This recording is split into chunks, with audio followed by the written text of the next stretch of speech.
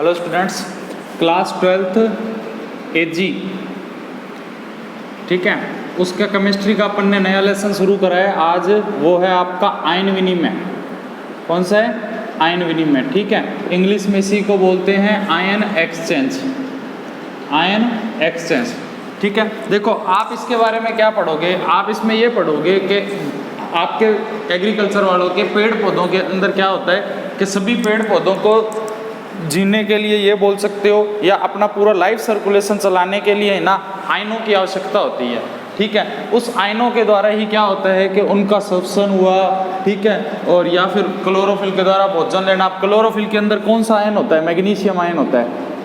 Chlorophyll के अंदर कौन सा आयन होता है? मैग्नीशियम आयन होता है। तो अगर मैग्नीशियम आयन है तो क्लोरोफिल प्रॉपर वर्क करेगा, वरना नहीं करेगा। ध्यान रखना, क्लोरोफिल में मैग्नीशियम आयन आपसे जेट में पूछा जाता है। उसके बाद मैं ये बात कर रहा हूँ कि आयन विनिमय होता क्या है। आयन विनिमय में सिर्फ ये होता है कि एक तो ये सरफेस पे होने वाली अभिक्रिया है। सरफेस का मतलब यह है पृष्ठ अभिक्रिया है।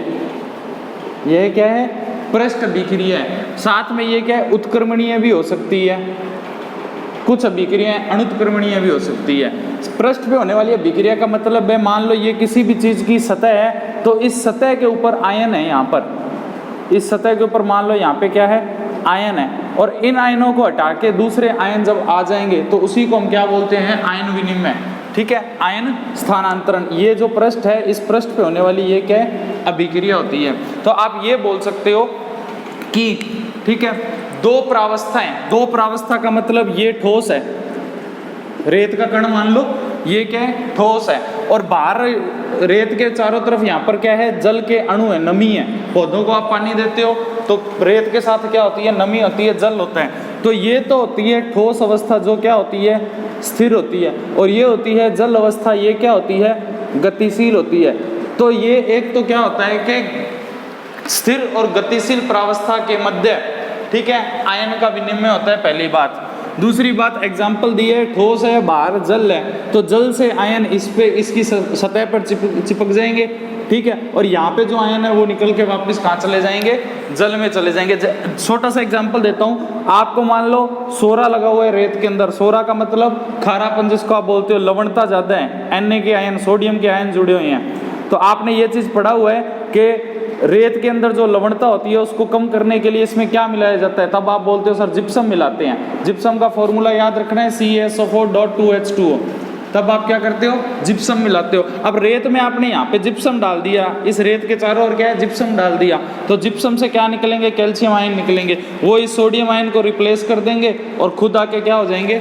जुड़ जाएंगे। सोडियम आयन बाहर जाएगा और कैल्शियम आयन के जुड़ता जाएगा। इसी को हम क्या बोलते हैं? आयन विनिमय। अब ये आयन विनिमय हुआ तो ही तो रेत की लवणता क्या होगी?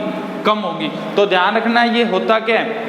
ये होता है विनिमयशील प्रावस्था। विनिमय हो रहा है ना ठोस और जल का, तो आप ये बोलोगे विनिमयशील प्रावस्था के मध्य, ठीक है, सहजातीय आवेश। सहजातीय आवेश मतलब एक जैसे आवेश, दोनों क्या है? धनावेश। सहजातीय आवेश का पारस्परिक अधिशोषण आयन विनिमय कहलाता है, ठीक है। सहजातीय आवेश का पारस्परिक अधिशोषण क्या कहलाता है? आयन विनिमय कहलाता है। मतलब Na बाहर निकालो और Ca+2 जोड़ दो, ये क्या कहलाता है? आयन विनिमय कहलाता है, ठीक है बच्चों। ये चीज हो जाएगा। अब देखो आयन विनिमय कितने प्रकार का होता है। आयन विनिमय आपको जो पढ़ना है वो दो टाइप का पढ़ना है। कौन सा? धनायन आयन विनिमय, धनायन आयन विनिमय और ऋण आयन विनिमय। धनायन आयन विनिमय और ऋण आयन विनिमय। धनायन आयन विनिमय के अंदर क्या होता है? उसको इंग्लिश में जब आप पढ़ोगे तो इसको बोलते हो कैटायन। इसको क्या बोलते हो? कैटायन। और ऋण आयन को आप इंग्लिश में क्या बोलते हो? एनायन एक्सचेंज, ठीक है। इंग्लिश में भी कुछ वर्ड आपको याद करने पड़ेंगे तो जरूर करना। धनायन विनिमय और ऋण आयन विनिमय, इंग्लिश में इसको एक को बोलते हैं कैटायन और एक को बोलते हैं ऋण आयन। देखो सबसे पहले अपने बात करते हैं धनायन विनिमय की। सबसे पहले अपने बात करते हैं धनायन विनिमय की। क्या होता है?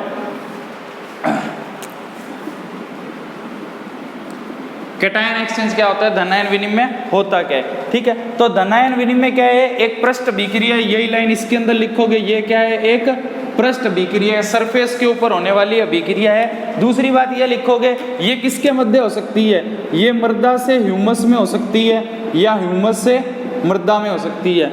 ये जल से मृदा में हो सकती है या मृदा से जल में हो सकती है, ये क्ले से ह्यूमस में हो सकती है या ह्यूमस से क्ले में हो सकती है। क्ले एक मिट्टी का ही टाइप है, ह्यूमस जो आप खाद डालते हो उसकी बात कर रहे हैं, हरी खाद चाहे गोबर वाली खाद कोई सी भी आप बात कर सकते हो, ठीक है। इसमें क्या होता है कि धनायन का आपस में विनिमय हो जाता है, मतलब प्लस क्या प्लस से ही दूर हो जाता है। तो धनायन विनिमय होने के लिए 3 प्रकार की शर्तें आवश्यक होती है। धनायन विनिमय होने के लिए 3 शर्तें आवश्यक होती है। कौन कौन सी होती है?